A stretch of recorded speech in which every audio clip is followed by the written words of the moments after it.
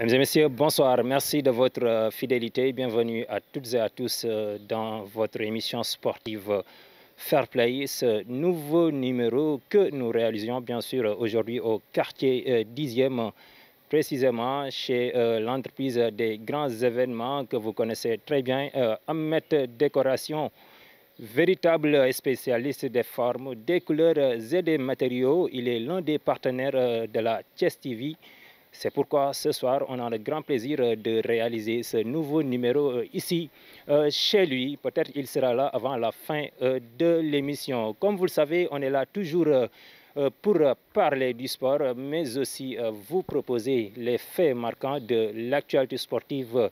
Au menu de cette émission, nous allons parler du football, bien sûr, avec la Ligue sénégalaise de football professionnel, la 11e journée jouée ce week-end sur l'étendue du territoire national. Nous allons faire focus sur les 4 clubs professionnels de la commune de Thiès. Ensuite, nous allons parler de la double confrontation de l'équipe nationale du Sénégal le 26 et le 30 mars prochain, respectivement, face au Diable Rouge du Congo et l'Eswatini dans le cadre des éliminatoires de la CAN Cameroun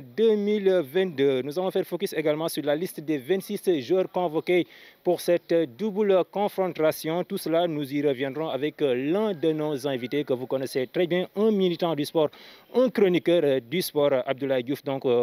il sera là tout de suite avec nous. Ensuite, on parlera également, bien sûr,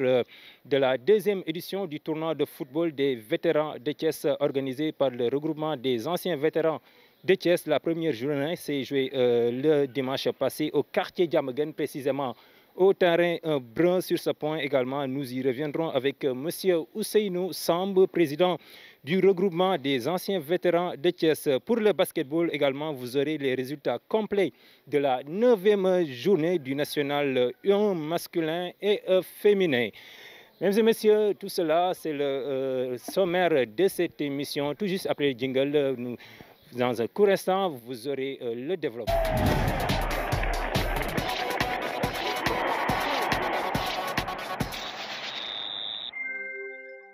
Voilà mbokku téléspectateurs yi ñu ngi am mbégte ak bànneex di jàkkaarloo ak yéen ci seen émission sportive bi nga xamante ne moom la ñu jagleel le public sportif thiessois. Donc comme ni ma leen jukkilee li nga xamante ni moom la ñu fas yéene waxtaanee ci biir émission bi ci kàllaamay tubaab noonu rek laa koy bamtuwaatee ci kàllaamay wolof rek daal di wax ni dinañ waxtaanee li nga xamante ni moom mooy football daal di koy dooree li nga xamante ni moom mooy double confrontation bu nga xamante ne moom la sunu gaynde yi war a amal ñaar fukki fan ak juróom-benn ak fanweeri fan ci weeru mars bi ñu nekk loolu nag di dugg ci qualification Coupe d'Afrique des Nations bi nga xamante ne moom moo war a am foofee ca réewum Cameroun. Waaye itam dinañ wax ci li nga xamante ne moom mooy Ligue 1 sénégalaise bu football professionnel ak itam Ligue 2 bi ak sunu ñeenti club yi nga xamante ne ñoom ñoo ñu teewal ci championnat professionnel bu Sénégal. Loolu yëpp dinañ ci dëkk ak kenn ci sunu ganu bis di Abdoulaye Diouf, ngeen min ko bu baax a baax. Également dinañ wax ci tournoi bi nga xamante ni moom moo dajale vétérans yi nga xamante ne ñoom ñoo nekk fii ci diwaanu Thiès. Deuxième édition bi nag door nañu première journée bi ci dibeer gi ñu weesu foofee ca quartier Diamaguène ca terrain brun. Moo tax nag ki nga xamante ne moom moo jiite regroupement des anciens vétérans de Thiès di Ousseynou Samb, ngeen xam ko bu baax a baax. Donc moom aussi tamit dinañ waxtaanee lu bëree bëri par rapport ak tournoi boobu nga xamante ne donc deuxième édition bi door nañu ko. Mbokku téléspectateurs yi, comme ni ma leen ko waxee également ba tey émission bi da gis ngeen réalisé wuñu ko dañu génn ailleurs sori tuuti studio bi ñëw fi nga xamante ne moom mooy ci quartier 10e ñëw ci kenn ku nga xamante ne donc partenaire la ci biir télévision Thiès TV mu nekk l'entreprise Ahmed Décoration bi nga xamante ne donc moom aussi le public sportif de Thiès min nañ ko puisque gis ngeen li nga xamante ne moom mooy xew au niveau du stade Lat Dior ci rencontre internationale yi nga xamante ne donc moom moo fay am lu ñaal wàllu décoration gis ngeen donc mu ci bay waaram bu baax a baax. Donc nag mu nekk partenaire télé bi, c'est la raison pour laquelle moo tax tey on préfère ñu daal di ñëw fi nga xamante ne tey ci fiefam fas yéene fee réaliser émission bi. Moo tax ngeen gis décor bu yanj bi. Yaakaar naa tey balaa émission bee jeex donc dinañ ñëw rejoindre ñu ci plateau bi bu ko defee ñu waxtaan ak moom ci création yi nga xamante ne donc moom lañ ci fekk. Alors tey ma feggoo ak Abdoulaye Diouf nekk chroniqueur du sport. Abdoulaye, maa ngi lay nuyu, ma bàyyi la nga nuyu ak les téléspectateurs de Thiès TV. jërëjëf Mbaye, maa ngi lay fay di nuyu ñi nga xam ni ñoo safoo Thiès TV. di amati mbégte di teew ci sa émission bu mag bi muy Fair Play. ngir rek partager waxtaanee li nga xam ni mu jëm ci sport rawatina nag ci football. Mbaye vraiment bëgg nañu teew ci émission bi lool. en tout cas sa bleu nice na. est-ce que dàqale woo ma. non yow nee naa la yaay sama idole moo tax hasard amul quoi hasard amul. alors chers téléspectateurs voilà mu nekkoon Abdoulaye Diouf nekk chroniqueur du sport waaye tamit par ailleurs mu nekk un entraîneur de football sañ nañ ko wax mu nekk nat ressonnerie bu mag a mag n'est-ce pas c'est ça Abdoulaye Diouf voilà également ma fego ak moom ba tey ki ma waxoon léegi mu nekk sunu doyen Ousseynou Samb moom également entraîneur la waaye ba tey aussi mu jiite regroupement des anciens vétérans de Thiès waaye nag li ma ci jaaxal rek dafa ñëw sans pour autant mu àndaale son jumeau loolu moom ci xaw a jaaxal quoi voilà nekk nijaay ci les frères Ndoye Ousmane Ndoye ak Dame Ndoye monsieur Samb maa ngi lay nuyu ma bàyyi la nga nuyu ak les téléspectateurs yëkkatil micro bi tuuti. Mbaye jërëjëf. di nuyu téléspectateur Thiès TV. di am mbégte lool di partager ak yéen plateau bi. vraiment pour que ñu waxtaan ci li nga xam ne moo soxal. sport thiessois. donc mbégte laa ci am. di sant bu baax a baax jërë ngeen jëf merci. voilà mu mel ni yow tamit région ngeen ci bleu bi moo tax ma ni hasard amul en tout cas daal xaw ma nu mu fa demee noonu mais c'est normal voilà en tout cas merci d'avoir répondu à notre invitation et c'était un plaisir bokk du moins tey ñu partager ak kàngam yu nga xamante ne tey yaakaar naa ràññee nañ leen ci li nga xamante ne moom mooy milieu sportif bi rawatina ci milieu footballistique bi vraiment Abdoulaye Diouf heure buñ ko wooyee mu bàyyi ay itam daal di ñëw voilà tey ñu war a waxtaanee pàcc yoo nga xamante ni donc dina am solo trop puisque junj naa ko sànq ci bi may introduire ñu war a waxtaanee li nga xamante ne moom mooy lu jëm ci double confrontation bi donc d'ailleurs sax foofu la ñuy commencer mu nekk loo nga xamante ni des matchs hyper importants pour l'équipe du Sénégal puisque récemment nag Aliou Cissé génnee na benn liste boo xamante ni 26 joueurs la ñu ci ràññee mu nekk liste bu nga xamante ni donc am na ay particularités yu ci nekk loolu dinañ ci ñëw mais ci biir loolu tey est-ce que mën nga ñu dikkal réellement certes le Sénégal est déjà qualifié mais importance su match bi nga xamante ne tey moom mooy xaar sunu Lions yi le 26 ak le 30 à Thiès. jërëjëf Mbaye c'est vrai que Sénégal qualifié na. mais duñ ni qualifié na rek ñaari match yi des amul solo ni yeneen match yi amee solo noonu la match yi amee solo. xam nga fi mu toll nii temps bi bëreetul gis nga joueurs yi ñu convoqué pour ñu nangul leen ñu ñëw sax problème la kon fii occasion la pour Aliou Cissé. mu testé yeneen bagage yeneen film yoo xam ni buñ demee Coupe d'Afrique dina ko yóbbaale. loolu mooy avantage yu Sénégal qualifié na mais beneen place bi des na kon ñun bu ñuy joué ak Eswatini bu ñuy joué ak Congo dafay joué pour qualification kon ñun bu ñu yombalee match bi tamit ñoom duñu ko yombal donc ñu jàpp ni match la bu am importance match amicaux pour mu am après dina jafe parce que date FIFA yi moom ak contexte bi ñu nekk. la libération des joueurs. voilà ça cause problème. day poser problème donc gis nga Aliou Cissé dañ ci wax léegi après. indi na de nouveaux joueurs. certainement que occasion la pour moom mu tester yooyu joueurs. occasion la pour moom mu tester yeneen système yeneen mbir yoo xam ni. bu ñu dajee yenn équipe yi dina ko mën a yóbbaale donc loolu daal moo ci avantage Sénégal. defaraat collectif bi defaraat taxawaay bi. ñi nga xam ne miinante wuñu woon parce que mosuñu joué wala li ñu joué bëriwul ñu boole leen ci biir terrain bi pour voir lan lay joxe. beneen aspect bi mooy xam nga Sénégal duñ noppee di ko wax. sur le plan africain. jàpp nañu ni mooy la meilleure nation de foot bien que jëlul Coupe d'Afrique. Algérie moo jël Coupe d'Afrique ñu jël deuxième mais ci li ñuy wax classement FIFA Sénégal moo ko jiitu. kon mënuñuy jouer ak koo xam ni mu ñu sut ci wàllu classement FIFA boobu donc ay équipe dans un premier temps. parce que bu ñu demoon Coupe d'Afrique tey jii avant les demi-finales avant la finale. il faut ñu am ay équipe yu ndaw. des petits poussés. voilà les petits poussés. bu fekkente ñeme nañ leen tuddee noonu. certes amatul loolu ça n'existe plus en Afrique. mais vu seen histoire ak fi ñu toll donc noonu lañ leen mën a tuddee. donc c'est le moment ñu essayer yenn système yi ñu essayer yenn joueurs yi. face à ces équipes là nga xam ni amuñu doole. nga xam ni daanaka voilà ñoo bokk nu ñuy footballé dañuy ñëw jéem la contenir dañuy ñëw jéem a taxaw seen camp wala ñu ñëw def benn comme Sénégal moom ñu wax ko te dee rek équipe yi def benn daf leen di sonal c'est l'occasion pour Aliou Cissé mu xool moom naka lay taxawee face à ces équipes là.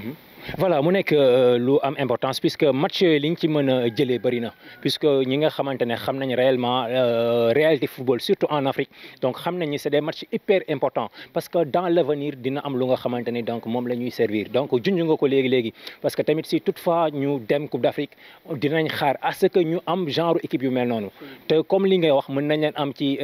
élimination directe comme mën nañ leen am en phase de poule et puis lu ñu ci mën a wax rek mooy que c'est les mêmes équipes ñoom ñooy dajeewaat ci Coupe d'Afrique puisque léegi équipe yi yokk nañ ko donc c'est facile pour benn équipe boo xamante ne musul qualifié Coupe d'Afrique daal di accéder ci phase finale Coupe d'Afrique donc dafay baax aussi tamit ñi nga xamante ne donc ñu jël leen au sérieux puisque tamit dans l'avenir aussi dañuy ñëwaat ak ñoom Abdoulaye. waaw il faut que ñu jël leen au sérieux gis nga boo fàttali ko avant ñu jouer ak Guinée-Bissau dañu programmé woon fii benn match contre la Mauritanie ñu dem ba ci biir problème am ci feebar bi moo tax ñu bàyyi match boobu. kon match boobu contre la Mauritanie c'était pour préparer la Guinée-Bissau. D'accord kon fii également c'est la même chose on va retrouver les mêmes équipes boo xoolee Coupe d'Afrique bi passé avant ñuy dajeek ponkal mais kan ngay dajee da nga jouer ak équipe yoo xam ni équipe yu ndaw lañu ñoom ñëpp pratiquement même taxawaay bi la ñuy am ñoom ñëpp ñoo bokk nu ñuy xoolee Sénégal favori la face à ces équipes donc boo waajalee sa bopp à partir de maintenant qualifié nga tu vas jouer libéré indi ay joueurs yoo xam ni voilà mosuñu ñëw indi ay joueurs yoo xam ni ils n'ont jamais été ensemble donc c'est l'occasion pour nga togg loo xam ni di nga ko denc bu ëllëg boo dajeek équipe yu ndaw yooyu mën ko génne. Et voilà donc lu mu nekk lu am solo puisque tamit ci liste bi aussi am na benn constat buñ ci def mooy que ni gis nañ des nouveaux arrivés en l'occurrence Abdou Diallo le sociétaire du Paris Saint-Germain le jeune défenseur central comme aussi dina baax ñu essayer ko voir le père Kalidou Koulibaly Diallo lan lay donner le père Salif Sané Diallo lan lay donner aussi le jeune Touré de l'AS Monaco aussi Nampalys Mendy de Leicester gis nañ ko pour la première fois mu ñëw répondre ci convocation bi aussi mu nekk lu nga xamante ne aussi tamit donc dina permettre à Aliou Cissé mu defaraat yenn secteurs yi gën a xoolaat lan la ci am avant ñu yegg ci compétition majeure yi tey arrivé wu nouveau yooyu surtout ci côté défense bi tey mu nekk loo xamante ni donc ñi ngi ko doon xaar bu yàgg Abdoulaye beneen bi ci topp aussi tamit am na loo xamante ne aussi tamit il faut que ñu wax ko de parce que la fois passée je crois que c'est le 17 mars dernier ci Aliou def publication liste bi mais mu am yu ci xew vu loo xamante ne pour la première fois ñenn ñi sax jàpp nañ ni Aliou Cissé donc ne respecte pas les Sénégalais puisque mu def benn liste de 26 jours ñëw dugal ko directement sur le site de la Fédération sénégalaise de football sans pour autant mu def conférence de presse parce que ñi ngi doon xaar à ce que ci match yi donte am na solo mais tamit suñu foot local bi waroon nañu mën a sentir seen bopp ci liste bi mais ba jusqu'à présent amuñu benn jour boo xamante ne tey mi ngi figuré wu ci double confrontation bi tey évoluer au niveau local tey naka nga jàngatee loolu vous trouvez ça normal Abdoulaye? waaw dina jafe tamit nag Mbaye bon ma condamné Aliou Cissé ci boobu format ndax lan xëy na bi mu koy def am na ay raisons yu tax mu def bien que li ñu tàmmal mooy à tous les niveaux booy publier liste da nga koy def ak conférence de presse diw li moo tax mu ñëw ñu waa laaj la tel jour lu tax figuré wul ci liste bi nga mën a expliquer wu bon dama jàpp ni am na ay raisons daal moo tax mu doxale ko noonu. Voilà mais aussi tamit beneen bi ci topp ci côté mooy li ma wax football local bi au moins tey mënuñu xaar ba parce que certes ñun on sait bien que bon amul maanaam gëmul suñu football local bi ça il faut oser le dire. Non gëmul suñu football local bi parce que moi j'ai toujours défendu Aliou Cissé ça tout le monde le sait mais cette fois-ci bon bu ñu gisee ni nga xamante ne moom la doxalee ci côté boobu là bon la majeure partie des Sénégalais ànduñu ci mbir mi puisque on est déjà qualifié mais tamit au moins waroon na mën a gersu nos joueurs locaux te bañ a jël lépp focaliser wu ci les expatriés voilà. xam nga Aliou Cissé moom yaakaar naa ni saa bu defee liste wala mu defar benn 11. critique yi ñëw ci kaw Aliou Cissé bu gagné 2-0 am na critique bu demee final coupe d'Afrique ñu gagné ko critique yaa ngi ci kaw mu jël Sénégal yóbbu coupe du monde critique yaa ngi ci kaw kon bu fekkente ni jël na 26 joueurs ou plus boolewu ci un joueur local ah critique aussi dafay ñëwaat mais xam nga est-ce que xam nga ni bon Mbaye dafa am fu mu lay rejoindre waaw parce que tey jii Aliou Cissé bu fekkonte ni à chaque fois buy defar liste boole ci un joueur local wala 2 joueurs locaux loolu dina relever tuuti niveau championnat surtout dina tax joueur bi du ni demande damay football rek pour waa Paris Saint-Germain ma ñëw xool ma yóbbu ma du may football wul pour waa Barcelone ñëw xool ma déedéet dina wax man damay football parce que équipe nationale mën nañ ma woo te suñ ma wooyee mën naa fa jaar am contrat foofu damay d'accord ak yow tribune yu stade yi waroon nañ de temps en temps di ci gis Aliou Cissé muy suivre les matchs gis nga am na benn entraîneur français Domenech la su ma juumul daf daan def à chaque fois bu publier liste dafa ci boole benn joueur boo xam ni surprise lay nekk à chaque fois. C'était en 2006 Raymond Domenech. mooy xool nag fu mu koy jëlee championnat de France championnat Angleterre mais à chaque fois da doon am pratiquement benn joueur surprise Aliou Cissé waroon na mën di def loolu au niveau local pour permettre à certains jeunes ñu dem équipe nationale di xool la fa xew pour permettre à certains jeunes ñoo xam ne ñu ngi góorgóorlu fii pour ñuy dem kon foofu man dama fay d'accord ak yow mais nag il faut se poser la question équipe nationale ban niveau moo fa nekk ak suñu joueurs locaux yi ban niveau la ñu am également. lan lañ mën a apporter équipe nationale. man j'aimerais bien qu'on me dise que équipe nationale boo génnee tel joueur local mën nga ko dugal. Il y a de bons joueurs nag. Il y a de bons joueurs fii nii au niveau du championnat yoo xam ni am nañu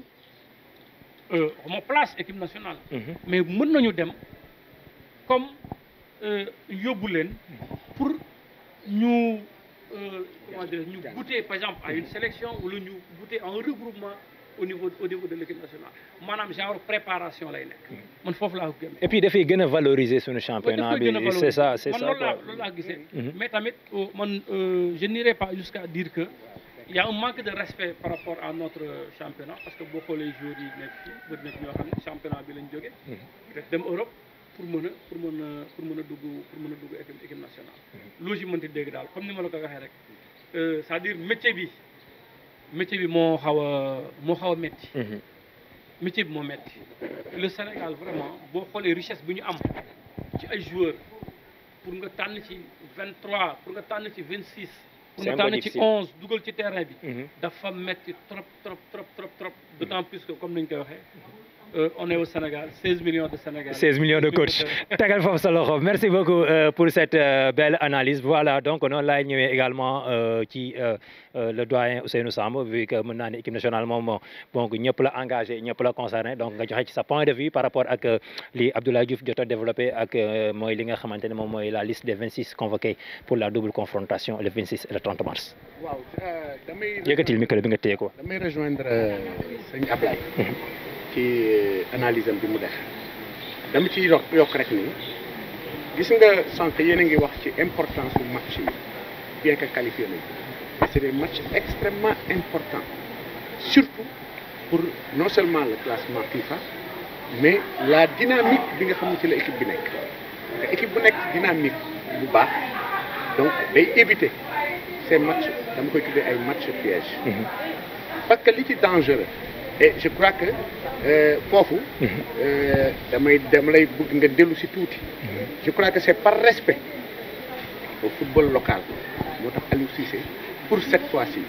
il n'a pas appelé de joueurs pour man sama analyse parce qu'en fait suñu qualifié ba pare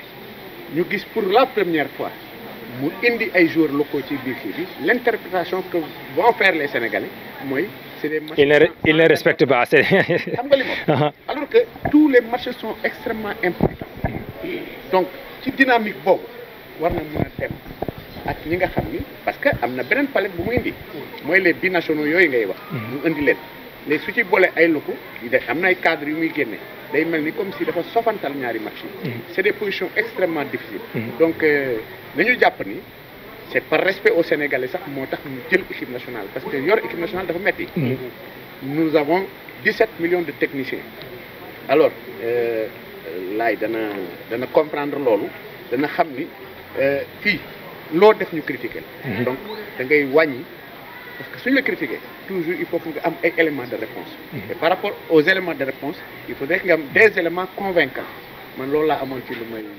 Et c'est très important tey aussi Abdoulaye toujours dégg nga analyse bu pertinent boobu le coach Ousseynou daal di def tey mën nañ wax mën nañ def un ouf de soulagement pourquoi parce que récemment gis nga problème yi nga xamante ne moom moo jotoon a xew avec la libération des joueurs finalement tey au niveau de la France bon finalement nangu nañu libérer les joueurs mais teg nañ leen ay conditions lu ñu ci mën a wax rek en tout cas dañu war a répondre à la convocation. waaw c'est vrai dañu war a répondre à la convocation xam nga France dañoo def loolu ba pare am problème parce que xam nga boo xoolee ñoom newuñu joueur africain de dañ ne képp ku génn ci l'espace européen boo ñëwaatee di nga tëju pendant 7 jours mais bañ koy def dañoo fàtte ni am na seeni mbokk ñu leen jege en Europe ñoo xam ni espace européen boobu ci lañ bokk mais war nañoo dem football ji ci à l'extérieur maanaam génn boobu espace boo xoolee Memphis Depay bu nekk Lyon nga xam ne waroon naa génn ak Hollande ci cas boobu la nekk donc quand ils ont réfléchi xam nañ ne loolu du laal africains yi kese dina laalaale aussi ay joueurs européens donc moo tax ñu ñëwaat sur ça ut benn mesure exceptionnelle boo xam ni dina tax képp ku bëgg a génn nga génn mais ak ay conditions ñu ngi leen ci am na ñu leen condamné nag bu ñu defee loolu mais il faut mettre ça également sous le contexte rek de la maladie parce que club européen amatul droit date FIFA ñëw bu dul date FIFA moom bu la neexee bañ a bàyyi mais date FIFA moom bu ñëwee forcément mënoo amul kooku FIFA daf ko lijjanti ba pare mais li tax ñu amoon fit aussi FIFA moo ne leen ku mu neex bu libérer ses joueurs est-ce que xam nga ni sud-américains yi dañ leen naroon a yóbbu Europe ñu jouer fa seeni éliminatoire mais après ils ont vu que loolu du leen arrangé ñoom ñu ni dañ koy dàq donc comme ni ñu koy waxee rek tout est bien qui finit bien expatriés yi dinañu ñëw dooleel Sénégal dooleel yeneen équipe yi nga xam ne ñoo nekk en Afrique parce que éliminatoire CAN sans les Africains qui jouent en Europe wala boog sans les Africains qui jouent en France kooku nekkul ay éliminatoire. Voilà, c'est important. Voilà, merci beaucoup Abdoulaye damay boucler fermer page boobu rapidement puisqu'on joue avec le temps bu ko defee ñu daal di dugg ci beneen point mu nekk point bu am solo donc dama ci dugg rek génnaat coach wala président mu nekk lu nga xamante ne wax naa ko sànq puisque gis nañu la deuxième édition du tournoi des anciens vétérans de Thiès yàlla def nga jiite regroupement bi mu nekk tournoi bu hyper important avant ñuy ñëw ci tournoi bi sax est-ce que tey mën nga ñu wax ñu idée bi fan la jógee nan ngeen def ba créer regroupement bi et puis nan ngeen def ba daal di initier tournoi bi nga xamante ne donc door nañ ko depuis dimanche. waaw jërëjëf Mbaye idée bi mu ngi jóge ci ab constat boo xam ni je peux dire ñuy wax Ndiaga Diop actuellement mooy secrétaire général en fait le regroupement des vétérans de Thiès dañu gisoon ni dimanche matin foo dem ci quartier boo dem y a les vétérans qui jouent donc ñu ne kon nañu di fexe ba dajale vétérans yooyu dans un cadre formel jéem maintenant consolider en fait le fait que ñuy jouer tout le temps ñu am espace bu ñuy jouer boo xam ni day fédérer en fait toutes les équipes de vétérans de la commune d'abord de Thiès bi ñu defee loolu ñu ne nañu commencer par en fait un petit nombre ñu jël 8 équipes mooy première édition bi phase test bi et bi ñu ko defee ça a fait un boom bu defee boom nag ñu ne kon nañ léegi nañ ko yaatal encadré ko xam nga ci loolu moo indi deuxième édition bi Covid bi nag moo indi woon sax ñu am retard parce que ay mag kenn du leen yedd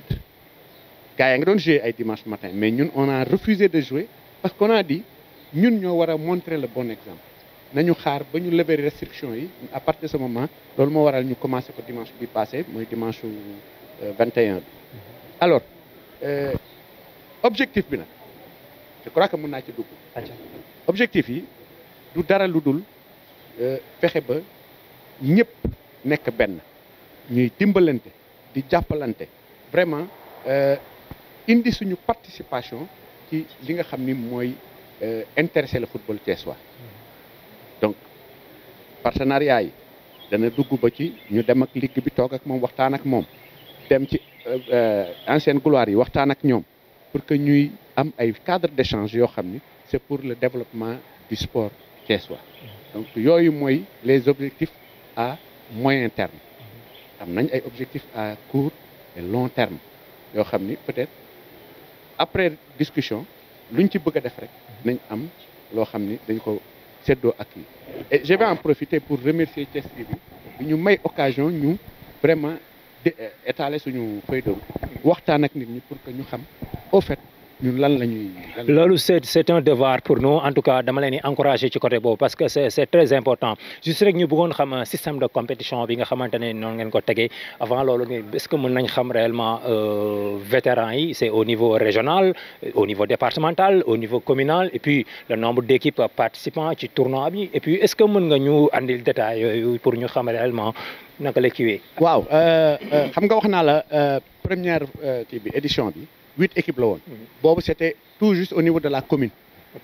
donc 8 équipes yi ñu choisir dans le temps noonu daal di koy def mais cette fois-ci dañ ko élargir étaler ko ba on a eu une équipe de Pout. bon Khombol Tivaouane ils nous ont demandé pour que ñu xaar ba beneen édition parce que ñoom paree guñu woon donc am nañ ay équipes mais c'est pas des équipes structurées c'est pas des équipes yoo xam ni am nañu kii daal donc ñun par rapport à ça. ñu démarrer ak lii mais c'est en fait c'est un tournoi départemental donc léegi dañu def système boo xam ni comme ni ma la koy waxee léegi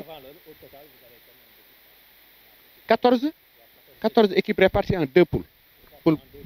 de 7 non de élimination directe xam nga parce que damay rebondir ci loolu ñun dañu bëgg nit ñi xam ni amul enjeu en réalité amul enjeu bi rek mooy nañu fexe ba nit ñi nekk benn nañu fexe ba suñuy daje nit ñi am perception benn bi mooy suñu dajee dimanche su amee kenn ku blessure boo xam ni c'est occasionné par ay taakal ak ay dalante on a échoué est-ce que comprendre nga donc ñun loolu la ñu jiital d'abord parce que dañ ne football bi prétexte la mais en réalité li ñu bëgg mooy nit ñi ñëw ñu fédérer suñuy gis-gis fédérer suñu doole ba nga xam ne dañ mën di jàppalante sur d'autres domaines loolu mooy équipe bi donc 14 équipes yi ñu répartir ko en 2 poules ñu ne âge bi je vais en profiter pour dire âge bi xam nga ci texte yi vétéran c'est 35 ans et plus mais jusqu'à 40 ans ba tey nit ki booy joueurs yi dañuy dëgër on a dit bon on va faire 40 ans jëm kaw mais chaque match équipe sooy jouer ce match permettre nañ nga am 2 yoo xam ni seen kii dafay varier entre 36 dafay nekk ci 36 et 40 ans 2 jeux non loolu waxtaanuñ ci woon moo tax dama bëgg prochaine réunion ñu wax ci loolu parce qu'en fait su fekkente ne ku am 36 ans 40 ans mi ngi compétir ba tey moo xam nawetaan la moo xam championnat la ñu génne ko ci loola parce qu'en fait ñun li ñu bëgg mooy ñi nga xam ni football nañ ba bàyyi. voilà léegi si je comprends bien yaa ngi doon wax ni plus de dinañ am équipe bu nekk dina am 3 à 2 joueurs yoo xam ne dañu am 35 ans jëm kaw mais à moins que mu raccrocher ay crampons bañ a nekk un compétiteur. tout à fait parce que mooy li may wax idée première bi rek mooy permettre à ñi nga xam ni raccroché nañu te dimanche matin rek la ñu am pour football ñu ñëw di football donc dañuy amoindrir les risques de blessure parce que ku nekk en activité punch bi muy am man mi nga xam ni màgget naa du ma ko am suñ dajee ci terrain bi. même les séances d'entraînement sax du bokk. ci côté boobu voilà justement c'est ça. donc dinañ ci waxtaan parce que nekk président wu kuréel. du tax ngay jël décision noonu rek te waxtaanuloo ci ak ñi nga xam ñoom nga ko seqal. c'est une idée boo xam ni je peux dire que en offre yow yaa ma ko jox. ma bëgg nag su ma demee man aussi partager ko ak nit ñi ñu réfléchir ci xool naka la ñuy def pour pallier. voilà léegi ba tey dañuy desandi ci tournoi boobu ba léegi parce que sànq dégg naa la sa biir wax donc mu mel ni su ma la déggee bu baax da nga ne 14 équipes reparties en 2 poules de 7. Si je comprends bien ce qui veut dire que chaque équipe dina am 6 matchs dans les jambes. Mais loolu c'est à mon avis loolu dafa bari. xaw ma nag je ne sais pas naka ngeen établir seen calendrier pour mën a permettre équipe bu nekk daal di mën a def 6 matchs. ci kii bi loolu. waaw xam nga def les éliminations directes. xam nga c'est un temps qui est très long parce que on l'a fait exprès. ay mag ñooy football donc soo footballee dimanche bi mën nga toog ñaari dimanche yoo xam ne doo footballaat ñeneen ñooy football. comprendre nga donc on n'est pas pressé par le temps amuñu pression non amul fourchette temps on joue. ba keroog ñuy yegg ci ñu def quart de finale pour te dire équipe bi 4 ñooy génn poule bu nekk. chaque poule il y aura 4 qualifiés. waaw c'est pour permettre toujours nit ñi di gisee lu bëree bari. ba pare ñuy changer de site pour permettre aux populations aussi ñuy suivre li ñuy def. parce que am na leneen loo xam ne bëgg nañ ko aussi mooy l'éducation par l'exemple c'est-à-dire que les sportifs yi nga xam ne les dimanches matin ñi nga xam dañu nekk en activité dañuy ñëw seetaan si paa yi comme on nous appelle. dañu war a gis un comportement exemplaire à tous les niveaux dans le jeu le fair play bi nga xam ni moo war a prévaloir ak yooyu yëpp c'est des choses yoo xam ay discours yoo xam dañ koy tenir joueurs yi nga xam dañuy laal ci biir terrain pour que ñu koy bàyyi xel am na ñu war a jàng ci ñun ni ñuy diriger dafa am ñoo xam dañ koy jàng ci ñun comportement yi ñuy bannir coach yi dafa am comportement yi ñuy am yooyu yëpp dafay dugg ci suñu kii est-ce que tu as compris ba nga xam ni dañu bëgg daal indi suñu pierre à l'édifice comme on dit fexe ba nga xam ni le football thiessois daal di jógaat ci kaw. oui c'est important est-ce que tamit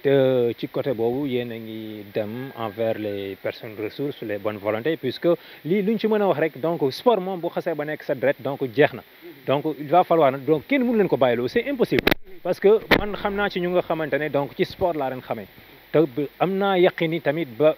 keroog ñuy dugg ci suuf yàlla na yéex donc ci sport la ñuy des donc dafa jaadu kon mënuñu leen génnee ci milieu sportif bi moo tax ma ni est-ce que yéen a ngi seeti les personnes ressources les bonnes volontés à ce que ñoom tamit ñu apporter le pierre à l'édifice comme ni nga ko waxee parce que tamit tournoi bi lu ñu ci mën a wax tournoi la boo xamante ne donc mi ngi màgg puisque faut commencer ak 8 équipes dem ba 14 donc année prochaine yaa ngi wax ni waa Tivaouane waa Xombal dañuy intégrer donc mën na dem ba mu doon un championnat des vétérans au niveau de Thiès initié par le regroupement des anciens vétérans est-ce que yéen a ngi dem envers les personnes ressources. waaw xam nga loolu noonu dafa nekk projet ci parce qu'en fait comme ni ngay wax l'appétit vient en mangeant ñun dañ ni woon affaire u xaalis dañ ko jël ñu teg ko na le suñuy jouer équipe bii jouer wala équipe bii jouer participer à hauteur de par exemple 3 000 francs n'est-ce pas pour ñu faire face aux dépenses liées ak arbitrage bi peut-être ak yooyu mais on s'est dit la dernière fois pourquoi ne pas aller voir des personnes ressources des quartiers yi nga xam ni fa la ñuy recevoir ñu parrainer journée yi. ok kon aussi kon tournoi bi du ci benn terrain fixe. déedéet voilà déedéet moom laa lay wax léegi. ok man dañuy bëgg mu def le tour des terrains de Thiès. et c'est important. pour que population yi nga xam ni peut-être du ñu mën a déplacer wu ñu fekki leen ñu xam ni kat lii existé na et que ci anam yii la existé parce que lu rafet lu taaru ñëpp a koy bëgg aaki moom ñëpp a koy bëgg aussi te j'ai vu que sportif au vrai sens du terme comme ni nga koy waxee gas bàmmeel suul ko rek mooy sportif kii la état d'esprit la souvent dama daan wax samay joueurs n'est pas sportif qui veut xam nga ma jox la benn exemple da ngay gis ñaar ñu jote lan la ñuy wax yaram yee tàng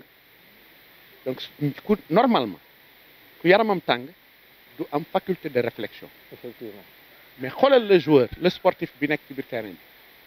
day daw ba toll ci benn niveau bi et on lui demande de réfléchir parce qu'en fait pour mettre une stratégie ça c'est l'intelligence. la réflexion. c'est de la réflexion. effectivement. ban moment lañ la koy laaj moment bi sa yaram gën a tànge donc n'est pas sportif qui veut. et une fois qu'on est sportif on accepte tout on tolère tout est-ce que tu as compris. donc am na sportif yu toog seen kër yi dimanche matin ñu sol seen kii jogging waaxu daal di ñëw taxaw suñu leen indilee loolu dañuy waaxu daal di ñëw seetaan mu delloo si leen ay années en arrière est-ce que tu as compris ba nga xam ni donc yooyu yëpp dafa dugg ci ñun suñu objectif c'est-à-dire dundalaat ñenn ñi fekk leen seen biir koñ. Et puis ça a impacté le dimanche dernier puisque ñëw naa fa il y avait le public a répondu présent gis nañ ko ci alentour yi ay tat yoo nga xamante ne man gëjoon naa leen gis sax mais keroog bi ma fa doxantoo bon vraiment c'était extraordinaire c'était fantastique mu mel ni loolu la nekk di wax. léegi nag si on arrive à fédérer ñoo ñëpp lu ñu bëgg ci Thiès mën nañ ko am. tout à fait lu ñu bëgg ci Thiès comme ñun Thiès rek a ñu ñor donc ci fànn bi nga xam ne mooy sport bëgg nañ créer benn cadre boo xam même suñu jógee jox ko ñeneen cadre boobu nekk cadre boo xam dina permettre ñi nga xam ne nekkuñu en activité ñu indi ñoom tamit seen wàll. Voilà, c'est important. Abdoulaye Diouf, un mot par rapport à le regroupement des anciens vétérans du Thiès. Nous sommes dans une deuxième édition tournoi avec je pense bien que dimanche yaa ngi foon aussi mu nekk lu am solo et puis tamit nekk na lu nga xamante ne donc am na lu am solo lu muy jouer dans le milieu sportif surtout au niveau de Thiès le fait de regrouper les anciens sportifs loolu aussi c'est quelque chose quoi. Waaw c'est très important Mbaye moo tax président dama la féliciter ci boobu initiative parce que xam naa ni bëri na ñu ko doon xalaat mais mënuñu ko woon a réaliser gis nga nawetaan bu ñëwee da ngay gis benn équipe ñu ni waaw magi tey ñuy football ak ay xale bu ñu joué tenir 55 minutes 50 minutes dañuy lâché xale yi ñëw jaar seen kaw dugal seen i biir kon compétition boo xam ne day regrouper ay mag lu baax la d'autant plus que ni nga ko waxee sportif moom on les à vie kon am na ñoo xam ne joué nañu bàyyi yaa ngi leen di permettre ñu ñëwaat ci terrain yaa ngi leen di arranger bu baax a baax mais tamit yaa ngi arranger public bi ce public nostalgique bi nga xam ni bëgg na gisaat joueurs yi nga xam ni moom la doon gis ci enfance am. wala ñu leen di dégg. waaw ñu leen di dégg mosu ñu leen gis ça c'est important moo tax vraiment cette initiative est à saluer. c'est à saluer aussi da nga wax benn box bu nga xamante ne ci sa biir wax donc dafa am lu ma ci jàngatee je ne sais pas ba xam yéen a ngi dem di jege yenn organismes yi puisque boo déggee mu wax la loolu par exemple à Dakar ou bien à Rufisque am na nawetaan des vétérans. À Thiès actuellement tel n'est pas le cas et puis li ngeen regroupé nii war ngeen mën a dem xooli le président Ousmane Diop wala le président Abaylo Bass ma leen di saluer au passage tey pourquoi pas avec 14 équipes loo ci teg mën nga am ci nawetaan mën ngeen ci def loo xamante ni bon. donc ma balaa doyen di wax moom la dafa am sama benn naataango dañoo toog di commenter benn match nawetaan match vétéran mu ni gis nga zone yi nekk Thiès bu ñu waxoon sax nu zone bu nekk indi benn équipe vétéran kon affaire bi dina am équilibre nga am 9 équipes ñu ñëw jongante benn coupe ñu am seen coupe à part donc pour rejoindre rek li ngay wax ni xëy na fekkeewu ma ko bi ngeen koy wax dëgg la dafa logique et puis tamit ñoom bu ñu demee ba nekk ci yoon boobu maintenant nag il va falloir approcher certaines autorités sportives su ma ko waxee les acteurs du mouvement nawetaan dirigeants yi dem côtoyer leen waxtaan ci loolu aussi tamit bon ngeen xool naka ngeen di dérouler programme boobu. waaw xam nga sànq soo suivre bu baax maa ngi lay wax ni la les structures yu mel ni la ligue régionale l'ORCAV l'ODECAV dañ leen a war a rencontrer ok dañ leen war a rencontrer pour plusieurs raisons d'abord parce que c'est les structures faîtières c'est-à-dire ñoo nekk ci kaw à des niveaux peut-être différents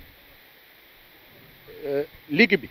mooy yor les clubs civils et autres tout ce qui est football tout ce qui est nawetaan ORCAV ODECAV ñoo ko yore donc day baax pour que ñu jege leen léegi Ablaye dafa tudd léegi waxtaan bu am importance bu ngeen waxtaan et on a besoin de ça par exemple su zone bu nekk xalaate wuñ ko noonu mais xalaat boobu moo gën a jub lu tax ma koy wax dafa bokk ci suñuy objectif pacifier l'espace nawetaan ci quartier yi parce que suñu ñëwee fu mel ni Diamaguène bi ma dëkk il y a 3 équipes et il y a 2 équipes de vétérans benn bi dafa boole Diamaguène ak Bokk Jom quand les gosses de Bokk Jom et de Diamaguène di gis ay dirigeants Bokk Jom ak dirigeants Diamaguène bokk benn équipe di solandoo même maillot bi dana tax ñu xalaat ni ah ñii kat ñoo bokk ndey ak baay léegi suñ ko yóbboo ba niveau bi ngay wax nii ñu def ko zone bu ne am benn équipe ñu bokk benn équipe boobu sol même maillot yi dem di défendre kii dëkk Cité Senghor kii dëkk R100 kii dëkk Diamaguène kii dëkk ñu dem pour défendre les couleurs de la zone. Forcément ça va impacter. dafay impacter jeunesse. mooy éducation par l'exemple boobu ma doon wax. Est-ce que comprendre nga. Donc la vision peut être beaucoup plus large. Parce qu'en fait fu ñu toog di ci waxtaan du ñu xeeb xalaatu kenn. Aujourd'hui Ablaye a émis ab proposition boo xam ni indirectement boo xam ni man dama koy jël au rebond poser ko ci table bi ñu discuter ci au niveau de parce que dafa am njariñ noonu la ñuy doxee. Effectivement noonu la ñuy doxee. yow mii soo amee xalaat bu rafet nga wax ñu teg ci table bi gars yi discuter ci. Et ñi ma àndal c'est l'occasion de les remercier ba pare rendre leen hommage ay sportifs lañu avec S majuscule. ñi nga xam ñoo constitué. grand S. avec S majuscule. monsieur Sène que je salue au passage ma koy nuyu bu baax monsieur Sène ah. waaw Ousseynou Sène. Ousseynou Sène waaw voilà. donc mais kooku boy la de du vétéran. non kooku boy la. boy la non c'est un vétéran et il a marqué un très joli but démb. boy la quoi waaw moo gagné démb match bi donc vraiment loolu moom lu ñu ñor la lu ñu rafetlu tamit bëgg vraiment nit ñi indi seen pierre à l'édifice. rencontre yooyu nag mënta ñàkk voilà budda il faut que ñu am ñu waxtaan ak ñooñu ñoom ñu nekk ci lële ñun ñu nekk ci lii te dénominateur commun mooy Thiès. Effectivement mooy Thiès. c'est important. waaw mooy Thiès. dafa am lu Ablaye wax sànq dafa am benn waay bu ma wax démb ni ma man de Lamtoor dama ko daan dégg rek mais yàlla dogal ñu bokk benn structure bu ñu nekk. sport rek plaisir bi ma am tey xaw ma nu ma koy kiiwee et Lam était là en tenue wolof. donc tu vois la dimension bi muy kii rapprochement bi muy indi. sport rek moo mën la waaw. bon ancienne gloire yi bëgg nañ ñu seeti. même suñu mënul football ñuy ñëw ci match yi di taxaw. booy di xam ni kii mooy Fallou Ba. voilà kii mooy Moussa Ndiaye kii waaw. kii mooy waaw xam nga li ma la. ñooñu xale yu bëri yi football tey gisuñu leen ñu football. tout à fait et ils ont marqué le football thiessois. Il faudrait que ñu génne suñuwaat leen. loolu ay icône lañu ci football thiessois. effectivement il faut ñu génnewaat leen. koñ boo dem am na fa ñooñu suñu participer ci li ñuy def. par force le paysage sportif thiessois dana dundaat. par force le paysage sportif thiessois nit ñi nañ ànd nañ nekk benn nañ xam ni lu dul jàmm ko gën. En tout cas, c'est important. En tout cas aussi, donc, plaisir là, pour nous de développer les vétérans de Thiès avec l'initiative. Donc, comme nous l'avons dit, c'est à saluer. Donc, nous avons plateau parce que le chemin est encore long. Donc, peut-être dans l'avenir, donc, nous avons mais at leen temps d'antenne bu ko defee ñu toog waxtaan gën a élargir mbir mi puisque dañu tekkoon diir bu yàgg nekk ci suñu roq wala sax defoon stand-by mais cette fois-ci donc ça fait plaisir ñu partager ak yéen plateau bi tombeek nag ngeen di doog a dooraat li nga xamante ne moom mooy deuxième édition bi donc moo tax ma ni la donc dans l'avenir dinañ toogaat ñu gën a yaatal lu ni mel bu ko defee toujours dañuy fermer page boobu balaa boobu aussi tamit donc xëy na sax donc dinañ wax ci leneen lu bokk toog loolu mais dañuy fermer page boobu daal di plonger directement ci beneen sujet cette fois-ci comme je vous l'ai dit en début de l'émission donc nous allons enchaîner toujours avec la Ligue sénégalaise de football professionnel bien sûr les résultats de la 11e journée jouée ce week-end comme je vous l'ai dit les clubs de Thiès ont joué leur partition durant ce week-end en Ligue 2 Africa Promo Foot tenu en échec par le port autonome de Dakar 2 buts partout. C'était le duel des mal classés. Amitié Football Club s'impose devant Renaissance de Dakar Plateau sous la plus petite des marques 1-0. Et l'unique but de la partie a été inscrit par l'intermédiaire de Tidjane Sey Kamara. Tidjane Sey Kamara, l'ancien joueur de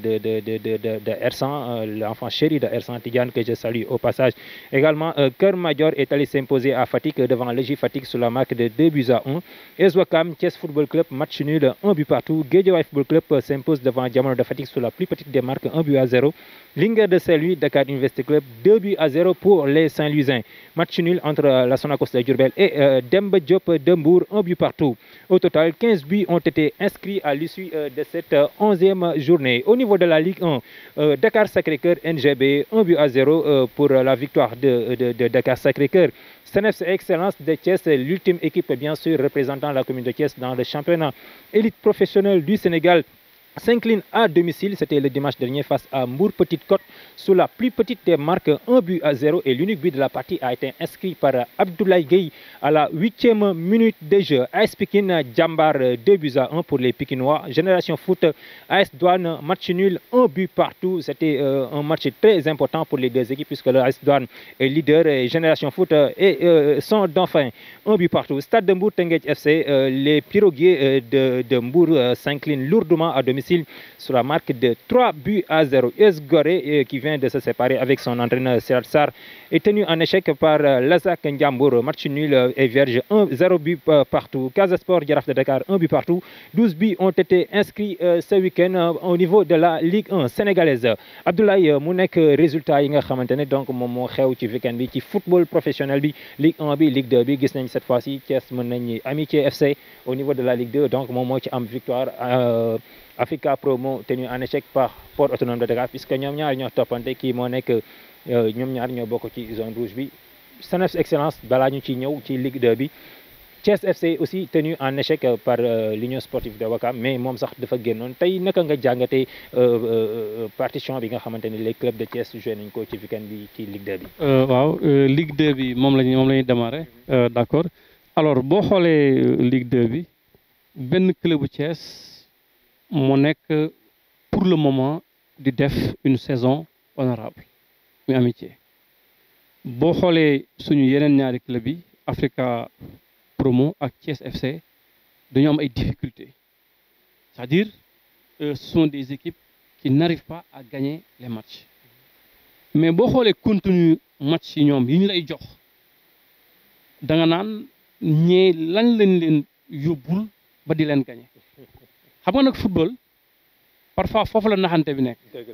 c'est-à-dire da ngay ñëw def jeu égal ak kenn wala nga yaakaar ne yaa ngi def jeu égal ak moom fekk fa mu lay naxe ci benn détail bu ndaw la. Effectivement xam nga nekkatuñu ci jamono yi tey équipe door 6 door 7 door 8 déedéet yow li nga soxla ngay wut 1-0 2-0 bu fekkente ne championnat la loo ci mën a am nga am ko. Ce sont des équipes yoo xam ni am nañu ci sama xalaat effectif bi ñu war a am. gis nga entraîneur u Thiès FC dafa ni moom il a ce qu'il lui faut am na système am na joueurs yi xam na fi muy jaar kon ko xam na bu baax li muy wax. Et puis c'est un entraîneur qui maîtrise parfaitement l'environnement du foot. voilà très bien donc c'est un mu ngi noonu voilà mu ngi noonu. c'est-à-dire kon moom li muy def bu ciy changé tamit li mu ciy changé du bëri foofu nag la problème bi nekk. parfois nag équipe dina nekk ci jafe-jafe yoo xam ni ña ko jegee ñooy mën a expliquer yenn difficultés yi mais ñu lu ñu gis mooy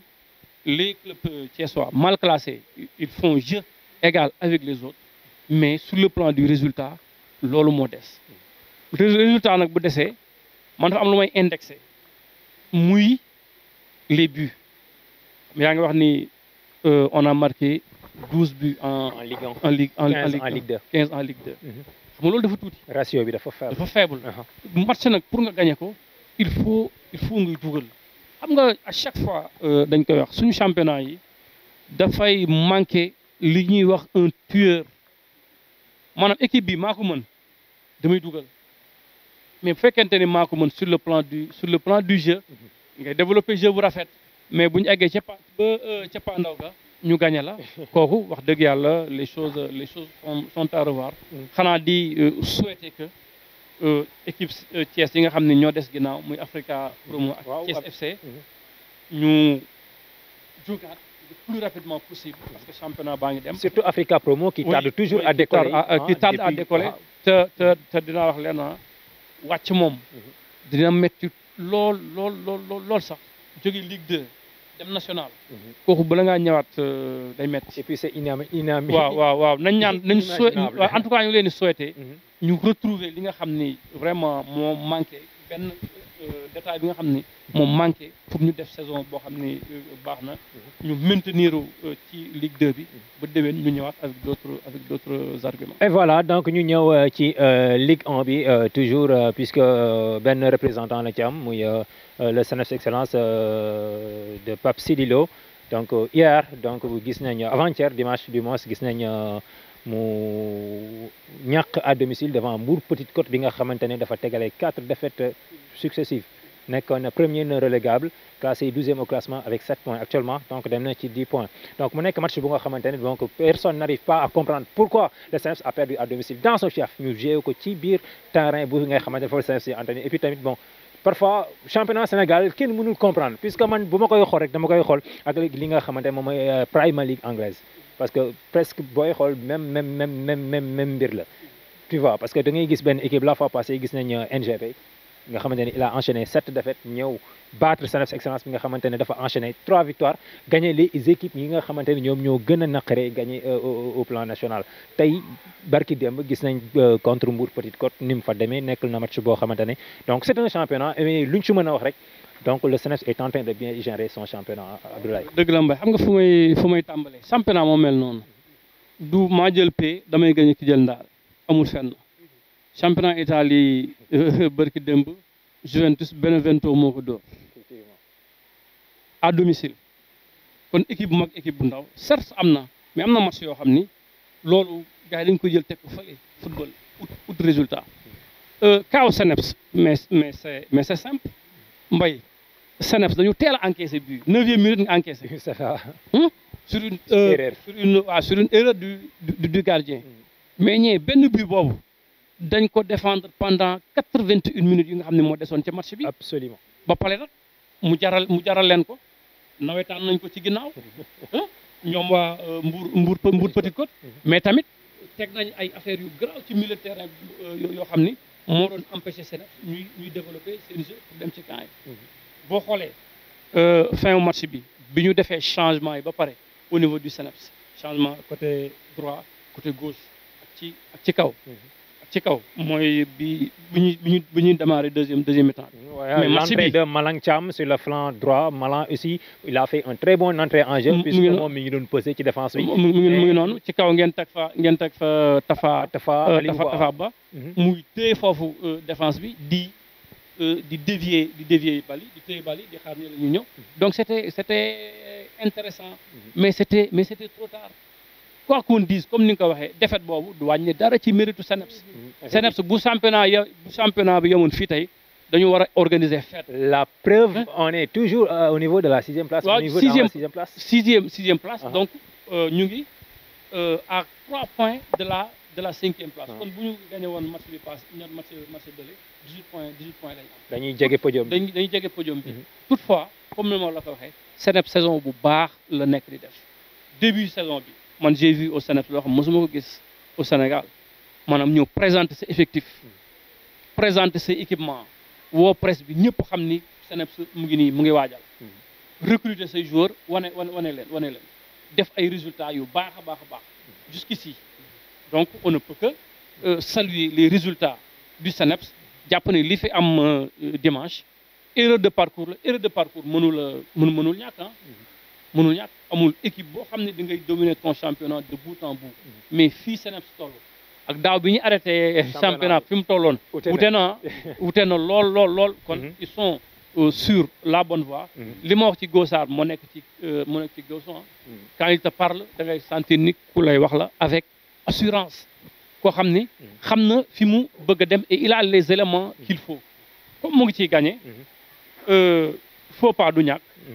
nous espérons que la prochaine journée CNEPS dina renouer avec le succès. Inch'Allah ce sera contre le Jaraaf de Dakar mu mel ni agsi nañ ci cappaandaw gi puisque réalisateur mi ngi may signalé di ñu àggoon ci temps bi jeex na mais balaa may ñëw pour nga taftal ci li nga bëgg a wax ak sa mot de la fin juste chers téléspectateurs ñu ngi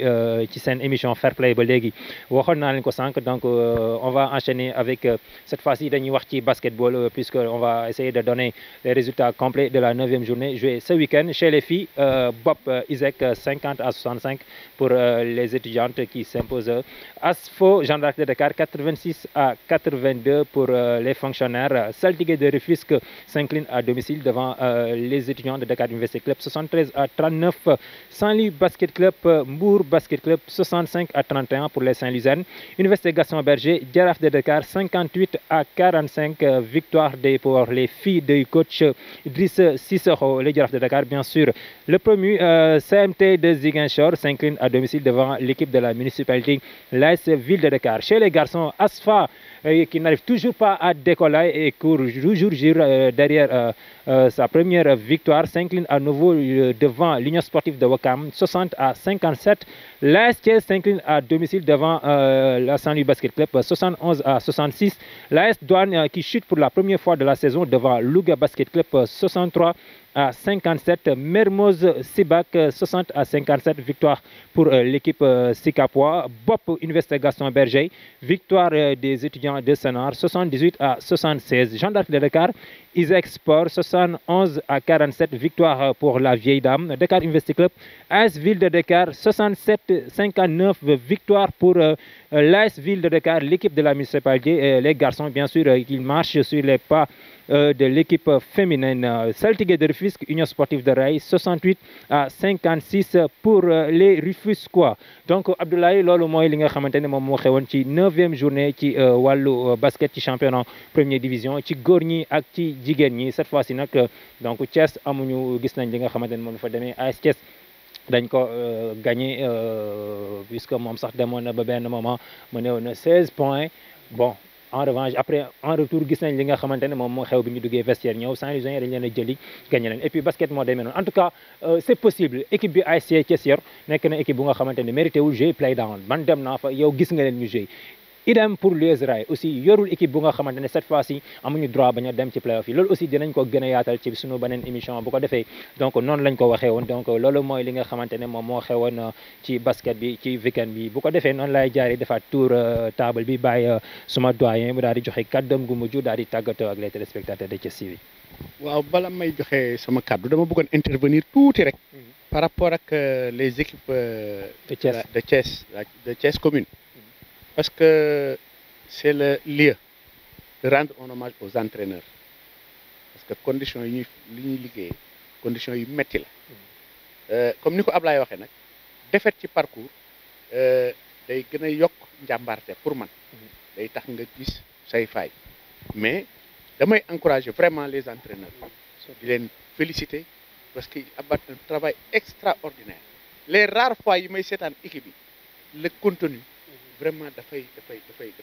c'est encourageant mais nag li ma bëgg mooy que